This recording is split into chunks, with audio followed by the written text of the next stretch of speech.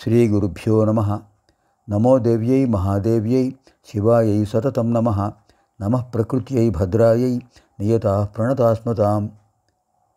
అర్చనకాలే రూపగత, సంస్తుతికాలే శబ్దగత, చింతనకాలే ప్రాణగత, తత్వవిచారే సర్వగత. జ్ఞానానందమయం దేవం నిర్మలస్ఫటికాకృతిం ఆధారం సర్వవిద్యానాం హయగ్రీవముపాస్మహే. వ్యాసం వసిష్ఠనప్తారం శక్తే పౌత్రమకల్మషం పరాశరాత్మజం వందే శుకతాతం తపోనిధిం. ఓం ఐం హ్రీం శ్రీం శ్రీమాత్రే నమః. ఓం ఐం హ్రీం శ్రీం శ్రీమాత్రే నమః. ఓం ఐం హ్రీం శ్రీం శ్రీమాత్రే నమః. ఓం ఐం హ్రీం శ్రీం శ్రీమాత్రే నమః. ఓం ఐం హ్రీం శ్రీం శ్రీమాత్రే నమః. ఓం ఐం హ్రీం శ్రీం శ్రీమాత్రే నమః. ఓం ఐం హ్రీం శ్రీం శ్రీమాత్రే నమః. ఓం ఐం హ్రీం శ్రీం శ్రీమాత్రే నమః. ఓం ఐం హ్రీం శ్రీం శ్రీమాత్రే నమః.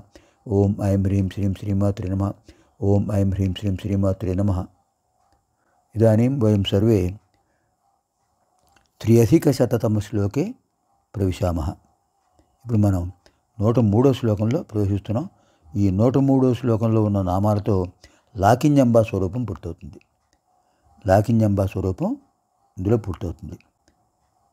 రక్తవర్ణ మాంసనిష్ఠ గుడాన్న ప్రీత మానస సమస్త భక్త సుఖద లాకిన్యంబా స్వరూపిణి. రక్తవర్ణ మాంసనిష్ఠ గుడాన్న ప్రీత మానస సమస్త భక్త సుఖద లాకిన్యంబా స్వరూపిణి. రక్తవర్ణ ప్రథమం, మాంసనిష్ఠ ద్వితీయం, గుడాన్న ప్రీత మానస తృతీయం, సమస్త భక్త సుఖద చతుర్థం, లాకిన్యంబా పంచమం, స్వరూపిణి షష్ఠం. పాఠాంతరంలో లాకిన్యంబా స్వరూపుడు ఒక నామంగా చెప్పారు. మొత్తం మీద ఇక్కడ 5 నామాలే వస్తున్నాయి. అంటే ఈ లాకిన్యంబా స్వరూపంలో మనకు నవనామాలే వస్తున్నాయి. ఇంతకుముందు దశనామాలు వచ్చాయి ఆ శక్తి స్వరూపాల్లో. ఇప్పుడు లాకిన్యంబా స్వరూపంలో నవనామాలే. రక్తవర్ణ ప్రథమం, మాంసనిష్ఠ ద్వితీయం, గుడాన్న ప్రీత మానస తృతీయం, సమస్త భక్త సుఖద చతుర్థం, లాకిన్యంబా స్వరూపిణి పంచమం. పంచపది అయం శ్లోక. ఇంకొక విశేషం తెలుసుకోవాలి.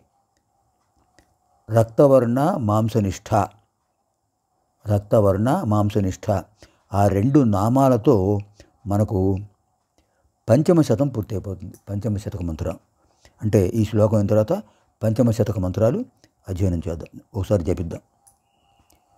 అంటే 103వ శ్లోకంలో పూర్వార్ధంలో రక్తవర్ణ మాంసనిష్ఠ అనే 2 నామాలతో అమ్మవారి యొక్క పంచమ శతకం పూర్తవుతుంది. ఇప్పుడు దీనికి అర్థాలు చూద్దాం. రక్తవర్ణ, రక్తవర్ణ అంటే ఏమిటి? ఎర్రటి రంగు కలిగిన వారు అమ్మవారు. రక్తమాల్యాంబరధర, రక్తవర్ణ ఎర్రటి రూపంతో ఉంటుంటారు అమ్మవారు. మాంసనిష్ఠ, ఇక్కడ మాంసనిష్ఠ అంటే కొంచెం జాగ్రత్తగా సమన్వయం చేసుకోవాలి. సంస్కృత పదాల యొక్క సమన్వయం పరిశీలిస్తే తప్ప సరిగా అర్థం కాదు. సందర్భాన్ని బట్టి ఇక్కడ ఏం చెప్పుకోవాలి? మన శరీరంలో కండరాలు ఉన్నాయి. కండరాలు లేకుండా శరీరం కనిపిస్తుందా? పైన ఉన్న కండరాలని తీసేయండి, లోపల అస్థిపంజరమే కదా మిగిలేది. అస్థిపంజరమే కదా. ఎముకల పోగు, ఆ ఎముకల పోగు పైన కండరాలు ఉన్నాయి. ఆ కండరాల వల్ల ఒక రూపం కనిపిస్తుంది. ఈ కండరాలు పోతే స్త్రీ పురుషుల భేదం కనిపిస్తుందా? ఎముకల పోగు, అస్థిపంజరం. శరీరంలో 7 భాగాలు ఉంటాయండి. సప్తధాతువులు అంటారు. సప్తధాతువులు రక్త, మాంస, మేదో, అస్థి, మజ్జ, శుక్ర, శోణిత. ఇప్పుడు రక్త చెప్పేశారు, ఇక్కడ మాంస చెప్తున్నారు. దీని తర్వాత మంత్రంలో గుడాన్న ప్రీత మానస అని చెప్పారు. ఈ చెప్పిన గుడాన్నానికి దీనికి ఏమిటి సంబంధం, ఎందుకు చెప్పారు అది గమనించాలి మనం. శరీరంలో సప్తధాతువులు ఉన్నాయి. రక్త, మాంస, మేధ, అస్థి. మేధ కాదు, ఒత్తు లేదు, మేధ. రక్త, మాంస, మేధ, అస్థి, మజ్జ, శుక్ర, శోణిత. సప్తధాతువులు 7 రకాల విశిష్టమైనటువంటి పదార్థాలు. రక్తం, శరీరంలో రక్తం లేకపోతే ఏం కలుగుతుంది? రక్త ప్రవాహం వల్ల మనకు ఏది జరిగినా కూడా మన శరీరం కదులుతుందంటే రక్త ప్రవాహమే. ఏ అనారోగ్యం కలిగిన రక్తంలో దోషం వల్లే. రక్తం చాలా ముఖ్యమైనది, జలతత్వం. మాంసం, కండరాలు, ఇవన్నీ కూడా, ఈ కండరాలని కూడా మాంసమే కదా, కండరాలని మాంసమే, మాంసభాగం ఇది. మూడవది మేధ. మేధ అంటే మనకి కాలేయం ఉంది, పెద్ద ప్రేవులు చిన్న ప్రేవుల ద్వారా కాలేయం ఉంది. ఈ కాలేయానికి కింద మూత్రపిండాలు ఉన్నాయి.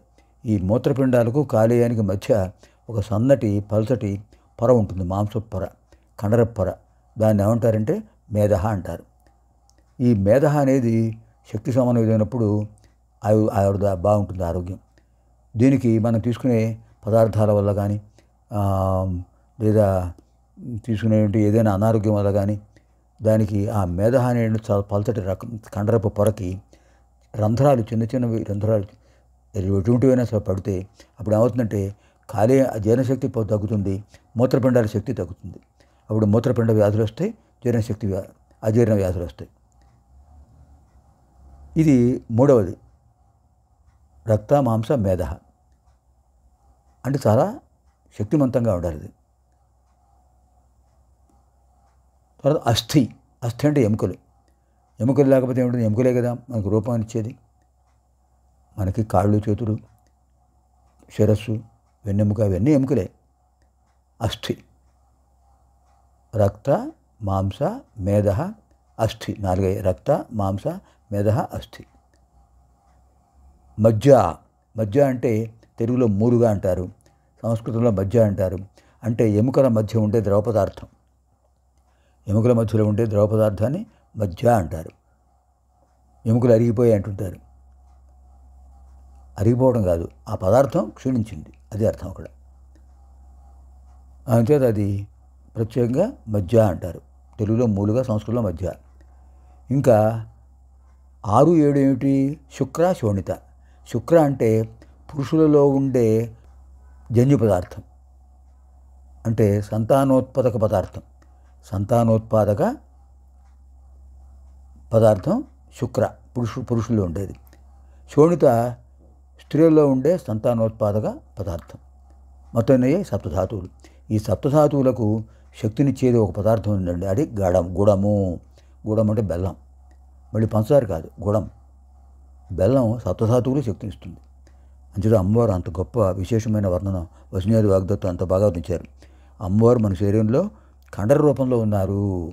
సప్తధాతువులు అమ్మవారి రూపాలే. ఇంకా గుడాన్న ప్రీత మానస. గుడాన్నం అంటే బెల్లం. అన్నం వండిన తర్వాత కొంచెం గోఘృతం ప్రోక్షణ చేసి దాంట్లో గూడం కలుపుతారు, బెల్లం కలుపుతారు. అది గుడాన్నం అంటారు. ఈ గుడాన్నం చాలా మంచిది, చెప్పుకున్నాం కదా. గుడము సప్తధాతువులకు శక్తినిస్తుంది. అంచేత గణపతి పూజలో గుడోపహార నివేదయామి అంటారు, బెల్లంకు నివేదన చేస్తారు. అందులో అంతరార్థం అది. సమస్త భక్త సుఖదా. సమస్త భక్త సుఖదా, సమస్త భక్త సుఖదా. సమస్త భక్తులకు ఆనందాన్ని ఇస్తారు అమ్మవారు. అమ్మవారిని సేవించే భక్తులందరికీ కూడా ఆనందాన్ని ఇస్తారు. ఎవరి అమ్మవారు? లాకిన్యంబా స్వరూపిణి. లాకిన్యంబా స్వరూపిణి, లాకిని అమ్మవారు.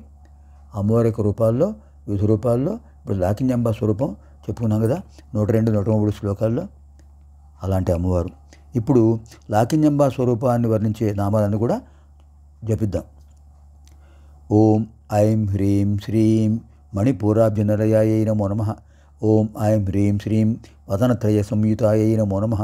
ఓం ఐం హ్రీం శ్రీం వజ్రాదికాయుధోపేతాయై నమో నమః. ఓం ఐం హ్రీం శ్రీం డామర్యాదిభిరావృతాయై నమో నమః. ఓం ఐం హ్రీం శ్రీం రక్తవర్ణాయై నమో నమః. ఓం ఐం హ్రీం శ్రీం మాంసనిష్ఠాయై నమో నమః. ఓం ఐం హ్రీం శ్రీం గుడాన్నప్రీతమానసాయై నమో నమః. ఓం ఐం హ్రీం శ్రీం సమస్తభక్త సుఖదాయై నమో నమః. ఓం ఐం హ్రీం శ్రీం లాకిన్యంబా స్వరూపిణ్యై నమో నమః. స్వస్తి. పునర్మిలామः పంచమశతక మంత్రజప కార్యక్రమే. శుభం భవతు.